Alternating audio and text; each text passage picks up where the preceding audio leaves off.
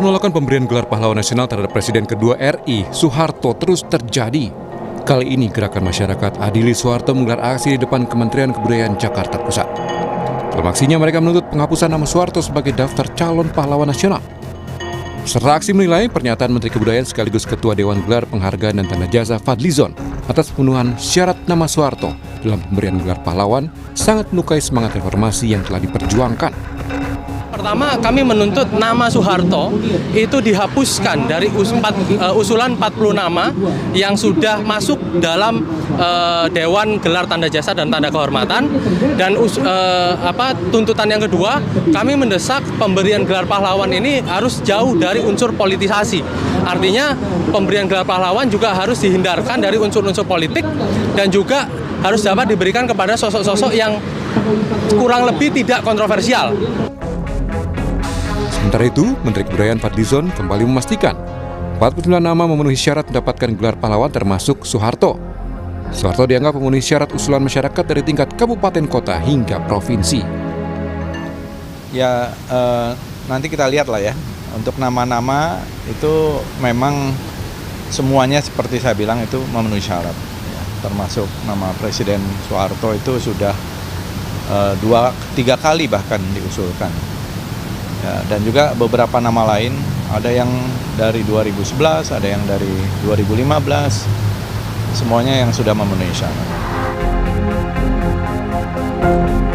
Usulan Soeharto dan 9 nama lain untuk mendapat gelar pahlawan rencananya akan diputuskan pemerintah sebelum Hari Pahlawan 10 November. Tim Liputan Kompas TV. Semakin ramai seruan penolakan Soeharto menjadi pahlawan nasional jelang Hari Pahlawan 10 November. Karena pemerintah bilang Soeharto memenuhi syarat mendapat gelar pahlawan nasional. Kita ulas bersama Wakil Koordinator Kontras yang juga perwakilan Gerakan Masyarakat Sipil Adili Soeharto, Andri Yunus. Selamat pagi Mas Andri. Pagi Mas Mario, pagi sahabat Kompas. Terima kasih sudah bergabung di Dialog Sapa Indonesia Pagi pada hari ini. Dan juga sudah bersama kita sebenarnya Ketua Umum Satkar Ulama Indonesia Idris Laena, tetapi masih bermasalah komunikasi. Nanti kita akan terhubung dengan beliau. Pertanyaan pertama saya ke Mas Andri terlebih dahulu. Mas Andri, bagaimana Anda melihat bahwa masyarakat sipil menguat, beberapa dialog diskusi dilakukan dalam beberapa hari ini untuk menolak Soeharto mendapatkan gelar pahlawan? Ada apa sebenarnya alasan itu dan apa kabar yang Anda sudah dengar di 10 November nanti? Apakah betul akan tetap dimasukkan Soeharto sebagai pahlawan nasional atau bagaimana? Baik Mas Mario, terima kasih sebelumnya. Kami mendapatkan memang informasi sebagaimana yang 2 atau 3 hari lalu disampaikan oleh Fadlizon bahwa hampir 40 nama telah memenuhi syarat untuk diberikan gelar anugerah pahlawan dan salah satunya adalah Soeharto. Mengenai kapan akan kemudian diberikan gelar dan apakah tanggal 10 akan disematkan gelar itu, kami belum mendapatkan informasi. Tapi yang pasti Mas Mario, sebelum kemudian tanggal 10 penolakan yang tidak hanya oleh Kontras, oleh Koalisi Gemas lakukan, itu telah berlangsung secara masif. Dan penolakan tersebut bukan dilakukan tanpa dasar, bukan hanya opini belaka, namun juga melihatkan bagaimana argumentasi yang kami sampaikan itu berdasarkan bukti-bukti dan bahkan fakta hukum.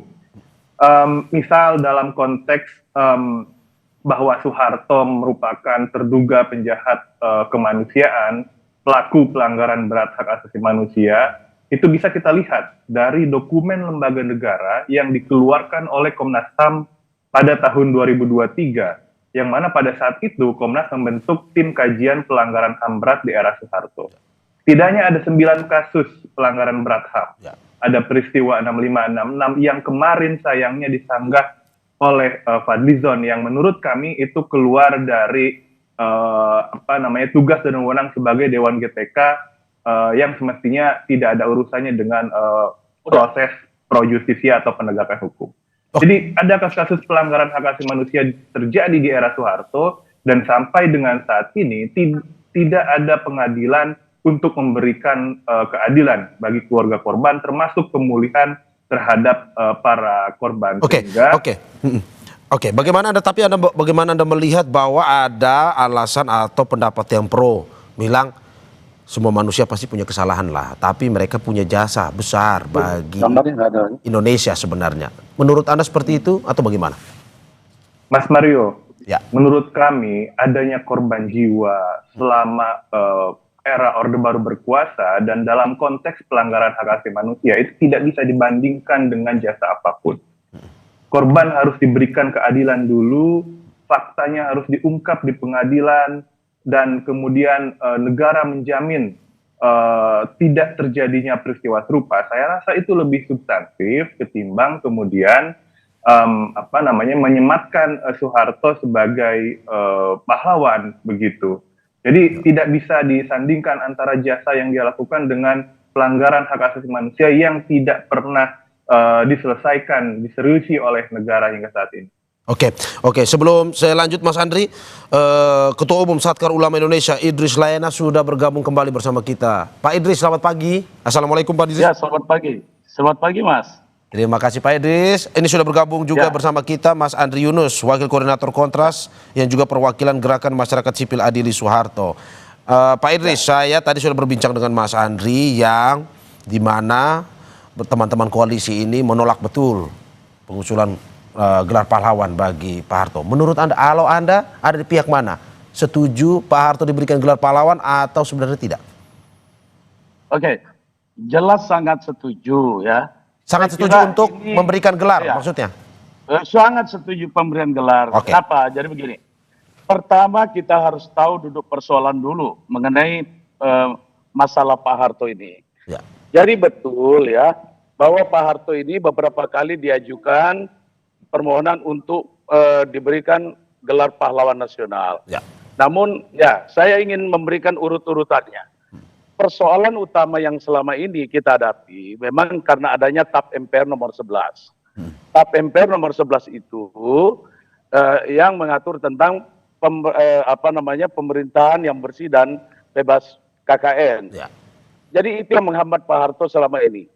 Nah, tetapi harus kita ingat bahwa TAP MPR nomor 1 telah sudah menghapus itu. TAP MPR itu nomor 1 telah mengatur bahwa ada 6 TAP, 6 kategori TAP. TAP yang dinyatakan tidak berlaku, TAP dinyatakan masih berlaku, tapi ada juga TAP MPR yang dinyatakan apabila sudah dibentuk undang-undangnya, maka dengan sendirinya TAP MPR nomor 11 itu sudah tidak berlaku lagi. TAP MPR nomor 11 memang betul menyebutkan nama Presiden Soeharto, mantan Presiden Soeharto. Tetapi ketika TAP MPR nomor 1 diterbitkan yang menyatakan jika sudah dibentuk undang-undangnya, maka dengan sendirinya TAP MPR nomor 11 sudah tidak berlaku. Yang berlaku sekarang adalah TAP MPR, ada 4 undang-undang yang mengatur tentang mengenai pemberantasan korupsi, kolusi dan seterusnya. Termasuk tentu KPK misalkan. Nah, jadi itu yang menghambat sekian lama. Ya. Nah, yang kedua, masalah Pak Harto ini harus tahu kita. Harus tahu sejarah. Bahwa beliau sudah pernah diadili, sudah pernah dilakukan pemeriksaan, dan beliau melaksanakan layaknya sebagai warga negara Republik Indonesia. Sudah selesai. Ketika itu, Kejaksaan Agung telah menerbitkan SKP 3, Surat Keterangan Pemberhentian Penyelidikan. Sebagai warga negara, semua sudah dilakukan oleh Pak Harto. Jadi, tidak ada lagi yang bisa menghambat. Kemudian, tahun 2024 yang lalu, saya Ketua Fraksi Golkar MPR Republik Indonesia. Ya. Saya saat itu kami mengajukan surat kepada MPR, minta keterangan. Bagaimana status Presiden Soeharto, kemudian Bung Karno, kemudian Abdurrahman Wahid, tiga-tiganya clear, sudah diberikan surat oleh MPR Republik Indonesia bahwa ketiga-tiganya sudah selesai dilaksanakan. Artinya tidak ada lagi secara kendala administratif maupun secara hukum. Mengenai apa yang diributkan ini kan soal katanya melanggar HAM. Saya selalu menantang siapapun. Jangan tunjukkan kepada saya institusi apa yang punya otoritas untuk menentukan seseorang melanggar HAM atau tidak, baik internasional maupun nasional, yang pernah menerbitkan keputusan tentang Pak Harto sebagai pelanggar HAM. Tidak ada. Semua karena katanya oleh seseorang, oleh kemudian LSM, oleh lembaga-lembaga. saya ingin mengatakan bangsa kita ini bangsa pemaaf. Kita jangan menjadi bangsa pendendam. Oke, Bangsa kita sudah seharusnya. Pak Idris, oke, kita itu kita harus berpikir bagaimana menyatukan anak bangsa kita. Oke, Pak Idris, Kira-kira begitu. itu salah Terima satu kasih. untuk yang HAM, tapi yang soal korupsi seperti yang tadi disampaikan oleh Mas Andri, saya akan bacakan. Merujuk laporan Transparansi Internasional pada 2004, Pak Harto ditempatkan sebagai pemimpin paling korup di dunia dengan estimasi penggelapan dana publik mencapai 15 miliar sampai 35 miliar dolar AS. Menurut Anda ini pun juga tidak terbukti walaupun sudah ada laporan Transparansi Internasional ini? Tidak ada. Tidak pernah bisa menjadi hukuman. Jadi kalau hanya lembaga ini, lembaga itu, dan seterusnya, ketika tidak ada putusan yang mengikat, putusan mengikat oleh otoritas hak untuk menerbitkan itu, yang menentukan itu, saya kira kita tidak bisa. Kita ingat masa Pak Harto, Pak Bung Karno. Bung Karno juga mengalami hal yang sama. Sebagai pahlawan nasional, beliau mengabdi memerdekakan bangsa ini juga ditolak. Makanya rakyat itu menilai bahwa begini, ketika kita memberikan penghargaan kepada seseorang, kita tidak menghakimi. Kita menentukan seseorang diberikan penghargaan atau tidak, jika ternyata kontribusinya, pengabdiannya lebih besar dibanding, saya kira siapapun yang di dunia ini tidak melakukan kesalahan. Oke, saya ke Mas Andri. Pengabdiannya lebih besar Oke, Pak Idris. kesalahannya, kenapa tidak begitu? Oke, Pak Idris. Jadi harus kita berikan penghargaan. Oke, Pak Idris, saya ke Mas Andri untuk menanggapi apa yang Anda sampaikan bahwa tidak ada lembaga yang menentukan atau memberikan legitimasi yang secara jelas. Satu, soal pelanggaran HAM, dua juga soal korupsi. Menurut Anda bagaimana? Ya Mas Aryo, begini, pertama saya ingin komentari dulu mengenai TAP MPR 11 yang menyebutkan secara eksplisit soal KKN. Dalam catatan dan penelaahan kami, TAP MPR 11 itu tetap berlaku dengan sampai terbentuknya undang-undang, dan berdasarkan hasil pengecekan kami dalam rapat dalam risalah sidang paripurna MPR 2019-2024 itu TAP MPR tidak pernah dicabut karena memang berdasarkan peraturan MPR nomor 1 2019, MPR tidak lagi memiliki kewenangan apapun yang dapat menghapus pertanggungjawaban hukum seseorang. Jadi TAP MPR itu masih berlaku, artinya secara moral dan substantif itu harus dilaksanakan. Yang mana berarti bahwa mandat mengenai segera diselesaikannya persoalan korupsi, kolusi dan nepotisme itu harus terus dilakukan sampai kemudian itu selesai. Itu yang pertama. Lalu yang kedua, saya tadi sudah singgung di awal Pak Idris, bahwa saat ini belum ada putusan yang berkekuatan hukum tetap yang menyatakan bahwa Soeharto sebagai pelanggaran HAM.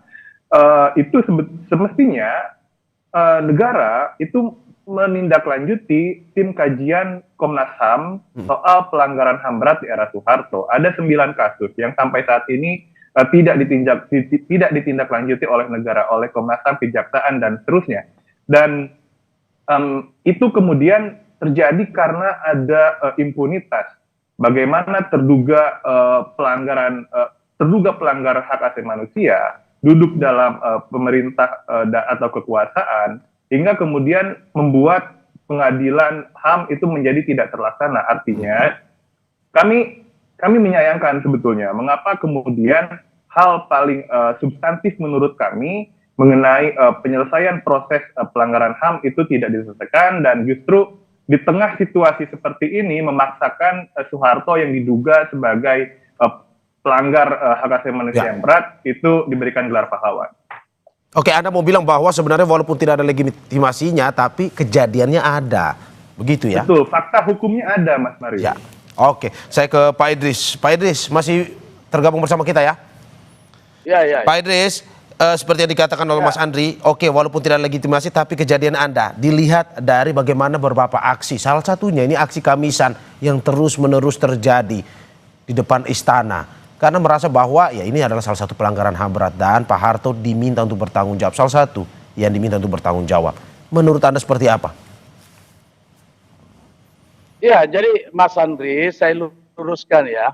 TAP MPR nomor 11 itu mengatur tentang pemerintahan yang bersih, bebas KKN. Di dalam TAP MPR nomor 1, tadi nomor MPR 11, Sekarang TAP MPR nomor 1 itu mengatur bahwa TAP MPR nomor 4 MPR berlaku sampai dengan terbentuknya undang-undang. Artinya ketika ada undang-undang sudah terbentuk, maka TAP MPR nomor 11 dengan sendirinya sudah tidak berlaku lagi. Kenapa? Karena sudah ada 4 undang-undang yang terbit setelah itu. Oke, itu pertama.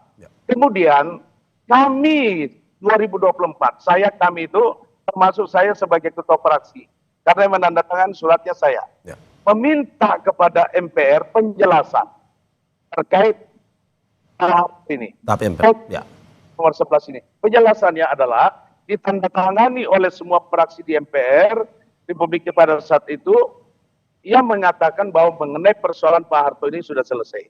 Jadi secara administratif, hukum sudah selesai dilaksanakan. Itu penjelasannya. Nah, yang kedua, saya mengatakan banyak sekali lembur mengatakan Pak Harto melanggar HAM. Ya. Tetapi kita tidak bisa menjustifikasi seseorang karena katanya, karena lembaga, karena organisasi. Tetapi kita harus betul-betul berdasarkan lembaga yang punya otoritas untuk itu.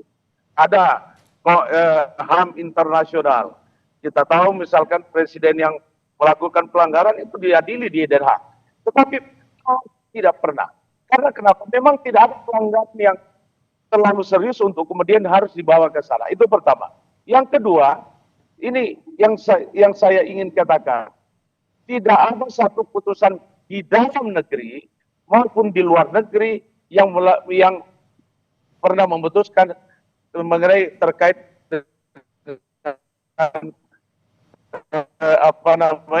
status sebagai pelanggar HAM. Jadi kita Oke, sepertinya masih ada masalah. Kita Oke, harus Pak Idris. menyatukan anak bangsa agar ke depan kita menjadi bangsa yang pemaham. Pak Idris, saya simpulkan aja. Pak Idris, berarti Anda mau bilang bahwa walaupun ada aksi-aksi yang terjadi, sudah lebih. Oke, Pak Idris, walaupun Anda mau bilang bahwa walaupun ada aksi-aksi yang terjadi selama ini, tapi selama belum ada legitimasinya, belum ada ini, tetap jangan katanya-katanya ya. Iya, aksi semuanya. Ya, aksi biasa saja. Banyak yang terjadi aksi-aksi. Tapi kalau kita melakukan misalkan, atau kita melakukan survei, saya kira banyak rakyat Indonesia mengendaki Pak Harto jadi pahlawan nasional. Oke, saya ke Mas Andri. Mas Andri, bagaimana Anda bilang? Jangan katanya saja, harus ada yang memutuskan ini. Apa yang menguatkan Anda dari teman-teman di koalisi agar nantinya bisa ini dikuatkan seperti yang Anda dan teman-teman inginkan? Ya, satu, selain dokumen kajian tahun 2003 yang diterbitkan oleh Komnas HAM, kami dari Koalisi Gemas telah mengirimkan hampir 2.000 lembar bukti kejahatan kemanusiaan yang terjadi di era Soeharto. Itu kami sudah serahkan sejak pertengahan tahun lalu yang ditujukan kepada Kementerian Kebudayaan dan Fadlizon sebagai Ketua GTK. Tapi hal itu kemudian tidak direspon sampai saat ini. Yang kedua, ketika kemudian tadi Pak Idris bilang, ada dukungan atau survei publik penolakan Soeharto. Satu. Yang kedua, ada 500 individu dan organisasi masyarakat sipil yang mengirimkan surat desakan terbuka kepada Dewan GTK untuk membatalkan pemberian gelar pahlawan Soeharto. Bahkan seminggu terakhir, beberapa warga sipil mulai dari akademisi, gerakan perempuan, gerakan buruh, gerakan lingkungan, gerakan anti korupsi itu mengadakan kegiatan mulai dari konferensi pers hingga pengiriman surat terbuka terkait penolakan gelar pahlawan Soeharto, dan itu menunjukkan bagaimana masifnya publik berdasarkan isu yang mereka kerjakan itu bermuara pada satu poin penting bahwa Soeharto tidak hanya melakukan kejahatan terhadap HAM, namun juga melakukan penundukan terhadap gerakan perempuan, kemudian melakukan tindakan korupsi, melakukan kejahatan lingkungan, yang mana itu dilihat oleh berbagai lapisan masyarakat sipil. Ketika kemudian Soeharto diberikan sebagai gelar pahlawan, maka kejahatan-kejahatan itu dianggap tidak ada. Maka kejahatan-kejahatan itu dianggap diputihkan. Dan Soeharto jadi pahlawan adalah simbol impunitas paling sempurna. Dan oleh karena itu, kami tetap menolak Soeharto sebagai pahlawan. Oke, Anda mau bilang bahwa sebenarnya Soeharto tokoh penting, tapi untuk pahlawan tunggu dulu sebenarnya. Bagi kami bukan pahlawan Soeharto. Oke, saya ke Pak Idris kembali. Pak Idris, bahwa selain survei dari Mas Andri juga, ini ada petisi-petisi yang muncul bahwa suara masyarakat yang menolak Pak Harto diberikan gelar pahlawan. Ada juga petisi-petisi masyarakat, kesaksian masyarakat ini. Bagaimana Anda melihatnya juga? Ya, begini, kalau bicara pro kontra itu biasa. Ya. Tapi saya baru mendarat ya dari luar negeri, dari umroh. Ini saya baca banyak sekali lembaga-lembaga di Indonesia, termasuk Majelis Ulama Indonesia, Muhammadiyah, Nahdlatul Ulama yang telah menyatakan sangat mendukung pemberian penghargaan kepada Presiden Soeharto, termasuk lembaga kami. Laskar Ulama Indonesia itu jutaan orang yang menjadi anggotanya. Jadi kalau kita mau bicara begitu, petisi segala macam, saya kira tidak apa-apa. Itu kita menghargai setiap demokrasi, negara kita demokrasi, negara demokrasi. Tetapi kemudian kita berikanlah kepada pemerintah untuk berpikir secara jernih bahwa ketika akan memberikan penghargaan kepada anak bangsa, ya intinya bagaimana kita menyatukan bangsa kita ke depan, menjadi bangsa yang pemaaf. Tidak ada dendam bersejarah, karena kalau semua mau diungkit, saya kira banyak sekali persoalan. Tetapi rakyat kita, bangsa yang pemaaf. Begitu.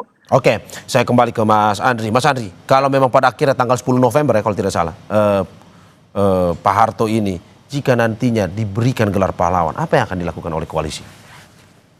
Ya, tentu kami akan melakukan penelaahan, Mas Mario. Perlu kami sampaikan bahwa kami menilai ada ketidakkonsistenan sebetulnya selama proses pemberian gelar pahlawan ini dilakukan oleh pemerintah, mulai dari tahap pengajuan dari daerah sampai kemudian ke tingkat pusat. Misal, klaim bahwa Soeharto diusulkan oleh pemerintah Jawa Tengah. Kami menemukan pernyataan media Gubernur Ahmad Lutfi pada medio April menyebut bahwa tidak mengetahui soal usulan mengusulkan Soeharto sebagai pahlawan dari Provinsi Jawa Tengah. Itu satu. Yang kedua, menurut kami mengenai syarat. Bagaimana kemudian syarat umum dan khusus yang diatur dalam pasal 24 Undang-Undang GTK, ada beberapa yang tidak dipenuhi. Satu, mengenai memiliki integritas moral dan keteladanan. Menurut kami tidak ada. Keduanya dipenuhi oleh Soeharto. Kemudian syarat mengenai berkelakuan baik. Kita tahu bahwa selama 32 tahun era Orde Baru banyak sekali menunjukkan dan menggunakan politik kekerasan yang represi dan menggunakan pendekatan keamanan melalui angkatan bersenjatanya. Saya rasa itu tidak mencerminkan bagaimana kemudian Soeharto memiliki integritas moral dan keteladanan, termasuk juga berkelakuan baik. Jadi dari hal itu kami menilai dan mengkaji ada beberapa hal yang kemudian menyalahi prosedur dan bahkan tidak memenuhi syarat. Ada hak bagi warga negara untuk kemudian menggunakan langkah-langkah hukum sebagai mekanisme komplain, tapi kami menekankan bahwa hak untuk komplain itu tidak perlu kami gunakan sepanjang negara seperti yang Dewan GTK tidak memaksakan Soeharto menjadi pahlawan. Itu, Mas Mario. Saya terakhir ke Pak Idris. Pak Idris, closing statementnya terkait dengan pemberian gelar pahlawan ini 10 November kabarnya akan dilakukan.